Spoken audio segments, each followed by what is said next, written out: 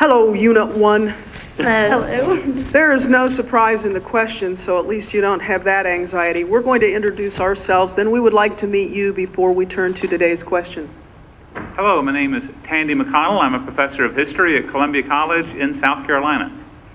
Hello, Colorado. My name is Elon Bludinger. I'm a resident of Washington, D.C., fourth year judging the Nationals, and during my daylight job, I chair the Board of Trustees at the Washington International School. Welcome.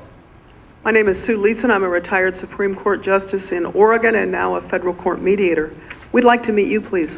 Good afternoon. My name is Peter Hutchinson, and I'm a senior. I'm Hannah Burtness, and I'm a junior. I'm Sam Zisser. I'm a junior. And I'm Sarah Naughton, and I'm a junior. And this is our teacher, Mr. Mark Talhofer. Congratulations. It's quite an accomplishment to be here. You might be surprised to know that it's question 1 that we're doing. Why was the history of the Roman Republic both an example and a warning to America's founding generation? Why do you think the founders chose a republican or representative form of government rather than other known forms of government? In Federalist 39, Madison argues that it is essential to such a republican government that it be derived from the great body of the people of the society, not from an inconsiderable proportion or favored class of it. Do you agree or disagree, and why? Please begin. In spite of its problems later on, the Roman Republic eventually administrated over 753,000 square miles, from its humble beginnings in 509 to Octavian's consolidation of power in 27 BC. This is due in large part to its division of citizenship and systematic techniques to governing. Its successes inspired the admiration of succeeding generations, including that of the framers. The fall of this republic was eventually brought on by both the corruption and the stagnation of the state. This is why the Roman Republic served as both a warning and an example to the founding fathers. When choosing a new form of government for the United States, the framers had a considerable number of historical examples to examine. A constitutional monarchy was not very popular amongst the framers because they had personal experiences of the abuse under Parliament. The historical example of Athens warned the framers of the dangers of a direct democracy because of the mob rule that eventually led to both the disastrous expedition to Syracuse and the execution of Socrates.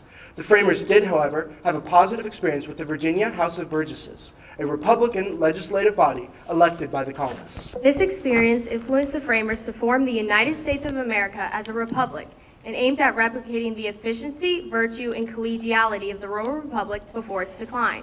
The Roman Republic pioneered the concepts of checks on governmental power. Individual offices were checked by collegiality, always having at least one colleague holding the same office and the same powers. Additionally, the powerful Senate was checked by the tribunes. The founders adapted this concept to their purposes. Hamilton writes, "Where the constant aim is to divide and arrange the several offices in such a manner as that each may be a check on the other, that every individual may be a sentinel over the public rights." Furthermore, the Roman Republic valued the small autonomous farmer, who encapsulated the values gravitas, dignitas, and pietas, personal worth, seriousness of purpose, and faithfulness to duty, as best exemplified by Cincinnatus. The warnings of the Roman Republic were equally important as its inspiring examples because it allowed the framers to modify aspects of their prospective republic in order to create a moral and effectual government. In regards to James Madison's quote found in Federalist number 39, our panel agrees with the assertion that a Republican government ought to obtain its power from the great body of the society while still safeguarding the dangers of a direct democracy. This claim both addresses the dangers of elitism and emphasizes the equality of all citizens. Most of the founding generation in the United States also valued the yeoman farmer. Thomas Jefferson writes in his Notes on the State of Virginia, "Those who labor in the earth are the chosen people of God." The early United States had its own Cincinnatus in the person of George Washington. The Roman Republic also proved to be a dangerous administration of government. The standing army in Rome was manipulated into a client army by General Gaius Marius, who was then able to forcefully hold consulship for 7 years. The Roman government was also highly controlled by the elite patrician class, who formed themselves into the Senate, which excluded plebeians for a number of years. Madison's statement is a naturalized ideology that's supported by the writings of philosopher John Locke. In the second treatise of government, Locke states, "The power of the legislative, being derived from the people by a positive voluntary grant, an institution can mean no other than that positive grant conveyed." He stressed that by entering a social contract, citizens gave up certain natural rights in order to be governed and protected by an elected authority.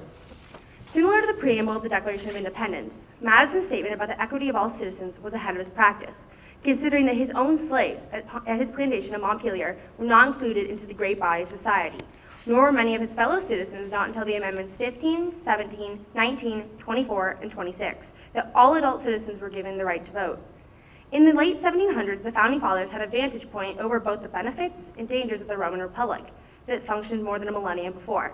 This made the choice to name the United States a republic an educated and historically supported decision. We are now open for questions. Thank you very much. Like to start? Thank you. You know, you made several references to Madison's view about the equality of all citizens. I wonder how Madison would feel today in light of the Citizens United case that went all the way up to the Supreme Court, which allowed corporations to to essentially take on the place of natural persons and effectively remove their ability limits on their ability to fund political campaigns. Where would that fit in Madison's scheme? Do you think he'd be approving of that, or do you think that would change his view of the notion of equality of all citizens? In the Federalist paper, they write about how, although in theory a direct democracy is great, but how there's actually, in practice, there's nothing more wrong, about the dangers of 51% of the people controlling the other 49. Although we seem to villainize corporations and villainize the power of money, the Founding Fathers would have supported the choices that the Supreme Court made in giving equal powers to all citizens, whether they be a corporation or just the average Joe.